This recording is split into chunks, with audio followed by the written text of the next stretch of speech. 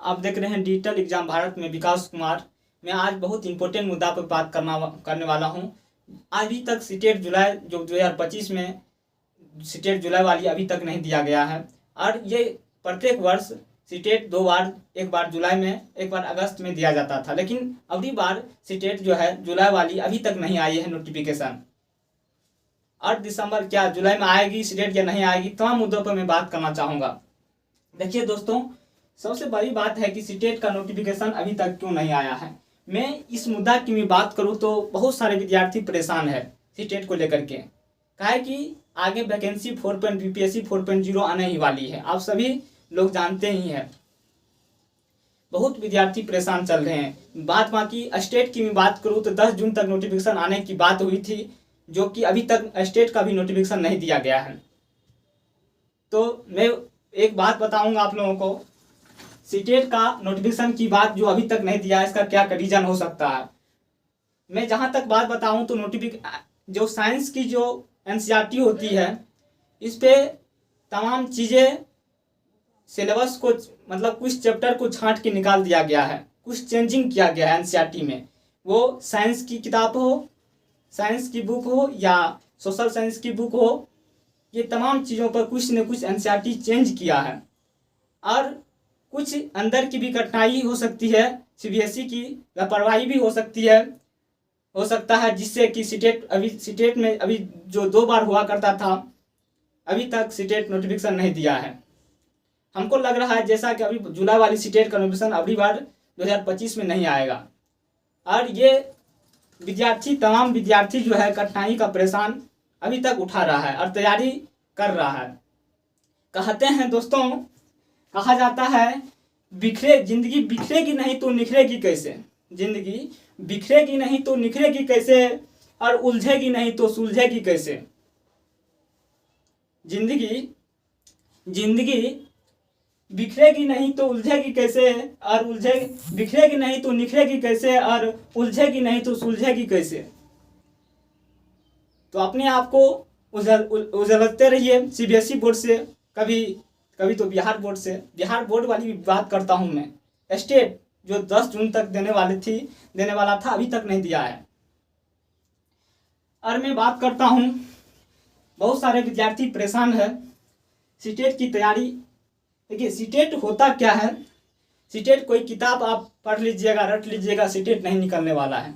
CTET एक ऐसा चीज है, आपको वर्ड पावर यानी कि मजबूत करना पड़ेगा। वर्ड पावर आप अगर अच्छा है आपका, और ये कॉन्सेप्ट आपका अच्छा है, तो सीटेट निकल जाएगा। पढ़ने से सीटेट नहीं निकलता है, जहाँ तक मैं रटने से सीटेट तो नहीं निकलेगा। 100% की मैं बात करता हूँ। आइए वो बात छोड़िए, बहुत सारे विद्यार्थी परेशान चल रहा है सीटेट को लेकर के। सीटेट का रीजन आपको बता ही दिए हैं। एनसीईआरटी में कुछ सिलेबस चेंज किया है, जिसके फलस्वरूप लेट होता है। और सीटेट की सीबीएसई की बोर्ड की जो है एक लापरवाही भी है। और मैं स्टेट की जहाँ तक बात करूँ तो स्टेट की मैं बात करता हूँ, बहुत सारे कॉलेज की बात करता हूँ। विश्वविद्यालय में बीएड की, डीएलएड की जो एग्ज़ाम हुआ है, रिजल्ट अभी तक नहीं दिया गया है। 23-25 वाले का इसका रिजल्ट अभी तक नहीं दिया गया है। किसी यूनिवर्सिटी में रिजल्ट दे दिया गया है, जिसके फलस्वरूप जो है स्टेट में देरी हो सकता है। 10 जून की बात कहा है, हो सकता है अगस्त भी लग जाए मेरे भाई, ये अगस्त भी लग सकता है। और बीपीएससी 4 की मैं बात करूं, स्टेट जहां तक बात हुई थी, शिक्षा मंत्री ने जहां तक बात कहा था कि स्टेट पहला होगा, उसके बाद जो है बीपीएससी टीचर की बहाली होगी। पहले स्टेट, उसके बाद बीपीएससी। और उसके बाद में बात करूं, बहुत सारे छात्र जो है ये चीज़ के लेकर के परेशान है कि तैयारी में सर कब तक करूं। आप तैयारी करते रहिए, मैं आपको बताता हूं, आप सेट रिवाइज करते रहिए।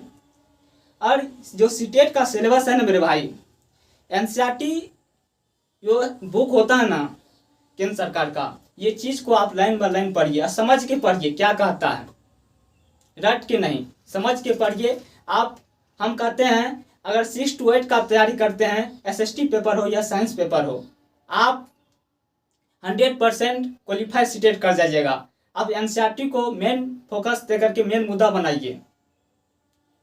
ये वीडियो एक बात और बता दूं, ये वीडियो को आप पूरा देखिएगा, क्या है कि मैं कुछ चीज़ और बताना चाहूँगा जो कि बहुत इंपॉर्टेंट है। और क्या टीचर, मैं एक चीज़ और बताता हूँ, बहुत सारे टीचर जो है कोर्स, छोटी टीचर हो या छोटा टीचर हो या बड़ा टीचर हो, बड़ा टीचर की तो बात मैं नहीं करूँगा, नहीं छोटा टीचर की बात करूँगा, आप लोगों की बात मैं लेकर आया हूँ, आप लोगों की बात होगा।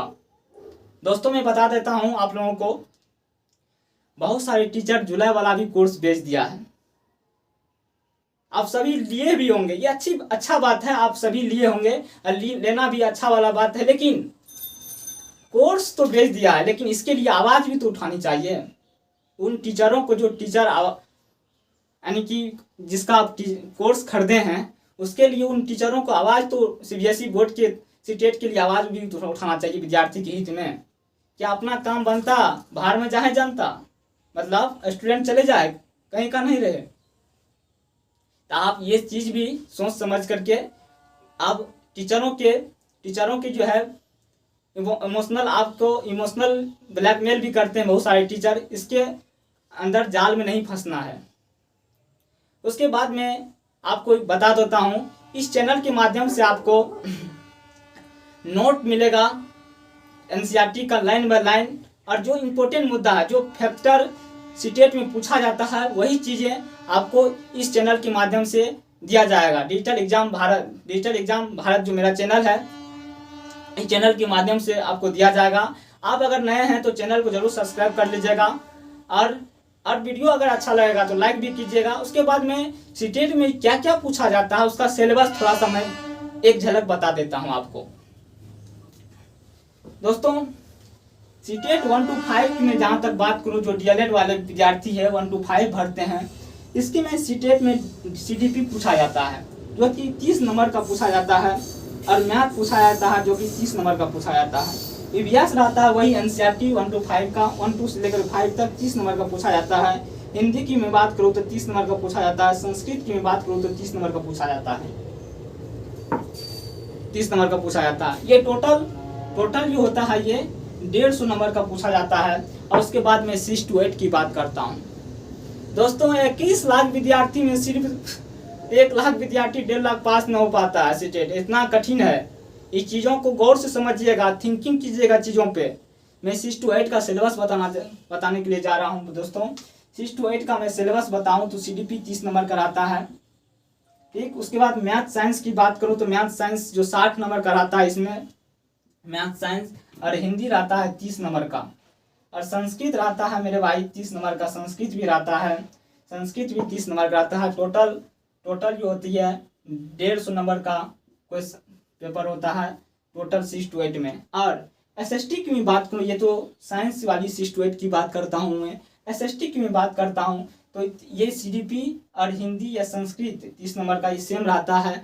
बाकी एसएसटी जो होती है, साइंस में मैथ साइंस पूछा जाता है, एसएसटी में एसएसटी 60 नंबर का पूछा जाता है। ये तमाम चीज़ आपको बता दिया गया है। दोस्तों अगर आपको अच्छा लगा होगा ये वीडियो, चैनल को जरूर सब्सक्राइब कीजिएगा, लाइक भी कीजिएगा, और आपको इस चैनल के माध्यम से एनसीईआरटी का प्योर शुद्ध नोट आपको दिया जाएगा, ठीक। जय हिंद। यहीं पर अपना वीडियो को ख़त्म करता हूँ। जय हिंद।